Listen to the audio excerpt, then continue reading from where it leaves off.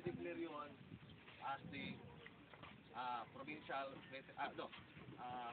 Veterans Day. Yung mga veterano, yung mga tanong natin, yung mga lolo, may lucky ba? May lucky tayo, especially may lucky.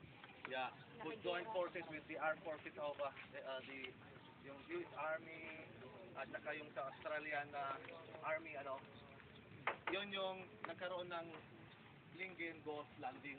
Dito pinaniniwala ang nag-camp si MacArthur. General Douglas MacArthur. Dito nga. Kaya every January 9, mayroon kaming may celebration dito in paying tribute to those veterans who fought for our liberty.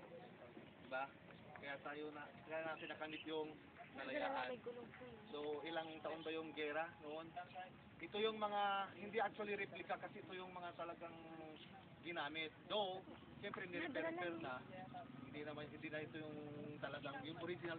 Pero still, ito pa rin yun. Kung nagkakaroon ng medyo tira-tira, nire-repair na. Ito yung tura-tura. Diba? Yung may iba tira-tira.